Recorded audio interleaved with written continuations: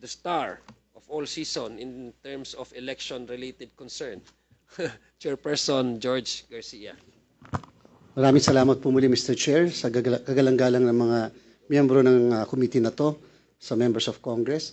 Ang inyo pong Commission on Elections ay handa na magsagawa ng halalan sa November 2. Sa level ng 1 to 10, 9 po kami sa paghahanda na. In fact po, na-print na namin ang lahat ng balota, natapos kami sa ating pong cleansing ng list of voters.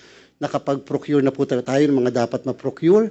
In fact, sa 19 billion 57 million na binigay po sa atin ng Kongreso sa pamamagitan ng GAA, ay nakagamit na po kami ng more or less 8 billion pesos. May natitira na lang po kami na more or less 11 billion pesos.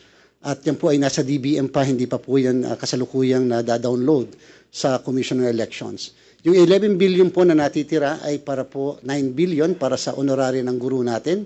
More or less 1 million lahat sila na maglilingkod sa ating pong 225,000 na presinto sa buong Pilipinas.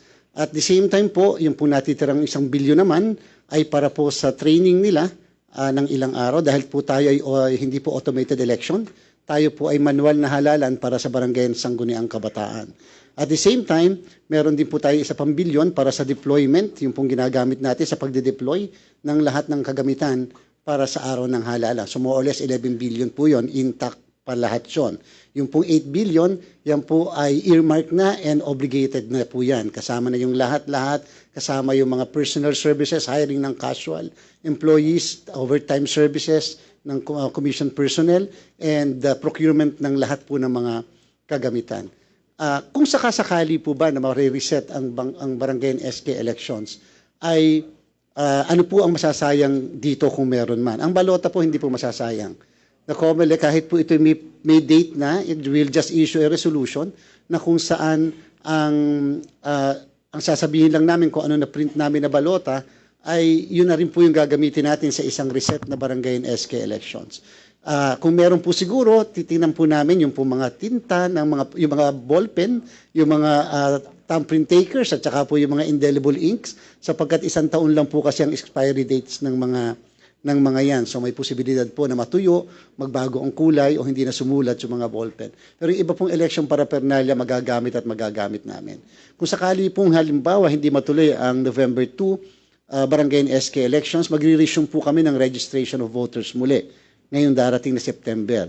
Sapagkat siyempre po kinakailangan maparehistro natin yung mga hindi nakahabol, yung mga na-deactivate, yung mga magpapatransfer ng kanilang registration at depende po kung sakali, kung kailan i-reset, doon naman po namin tatapusin yung period ng registration. Sapagkat ang plano po sana ng inyong Commission on Elections, dahil natapos na po tayo sa ating registration, kami po ay muling magre-resume ng registration para sa national and local election ng 2028 sa February at ito po ay matatapos sa September 30 ng 2027 para po eksakto sa 2028 elections. So, kami po ay handa and therefore kung inyo pong sasabihin na ituloy yung eleksyon sa November 2, kakayanin po namin yan. Yung pong, nung nakaraang linggo tayo po lumiham sa ating kagalang-galang na Pangulo at pinapa-request po namin na baka pwedeng ang November 3 ay madeklara na walang pasok din sapagkat walang pasok ang November 2, ang November 1 po ay undas kung sakali sa mga Katoliko, kung sakali pong uuwi sila para sa pag-observe ng undas, at least po hindi kagad sila luluwas ng November 2 kung walang pasok ang November 3. Hinihintay na lang po namin yung aksyon ng ating kagalang-galang na Pangulo. Na-review po namin, isa-isa yung pong lahat ng mga panukalang batas ng mga kagalang-galang ng miyembro ng Kongreso. Nakita po namin ang title po lahat, ang mga titles po lahat ng naandyan po ay postponement of the barangay and SK election. Nagkaroon po tayo ng kaso, yung po Makalintal versus the Commission election, na kung saan nag-impose ng napaka-strictong requirements ang kataas-taasang hukuman kapag ka magpo-postpone ng isang halalan. Una po, basic principle. Ang Kongreso ang may kapangyarihan na mag-fix ng term, ang mag-fix ng o mag-postpone ng isang halalan. Ang COMELEC, binigyan po nyo kami ng delegated authority na mag-postpone ng halalan on a very limited ground like violence, terrorism, force majeure, loss or destruction of election paraphernalia. And the postponement can only happen for 30 days. Pero yung general postponement, nasa kapangyarihan po yan ng Kongreso. So nakita po namin ang title is really postponement because of the energy crisis, because of what is happening in the Middle East, and because of what perhaps will be increase in the prices of commodities and etc. Technically po, and this is with all due respect, yung ground na ito, kung sakali pong ito ipapasa ng ating pong Kongreso, will be tested as against the very strict measure or guidelines issued by the Honorable Supreme Court. So doon po siya ibabangga. And therefore, whoever are the proponents of this postponement should be prepared to defend to the Honorable Supreme Court later, kung sakali pong ito maipasa, as against that very strict guidelines. Napaka-stricto po ng guidelines na inimpose ng kataas-taasang hukuman. Ngayon po, dapat po kasi, di ba po may election sana tayo noong nakaraang taon. Yan po ay dahil nga po na-postpone yung dating eleksyon. Ito po'y kinwestiyon muli. Ang dahilan po ng postponement ay sapagkat, liliwanagin ko po, yung huling postponement ay sapagkat nagkaroon po ng batas fixing the term of office of barangay and SK officials. From 3 years, ginawa po itong 4 years. Sa ating pong saligang batas, Article 10, Section 8, ang sabi po, the term of office of local officials shall be 3 years, except barangay officials which may be fixed by law. Anong ibig sabihin? Sabi po ng Korte Suprema sa kasong binabanggit ko na it is the sole prerogative of Congress, sole to the exclusion of anyone, to fix the term of barangay officials. You can make it 3 years, you can make it 2 years, you can make it 5 years, you can make it 10 years.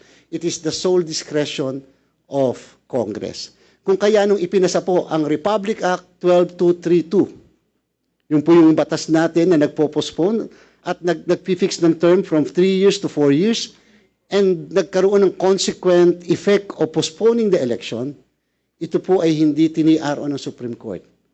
In fact, yung petition na final tungkol po sa constitutionality and legality of 12232 was dismissed by the Honorable Supreme Court. So ano po ang ibig kong sabihin? Ang ibig ko pong sabihin, yung sa nangyari sa 12232, ang ginawa po nila doon ay hindi postponement, it became what we call as term fixing law. Hindi po siya postponement law.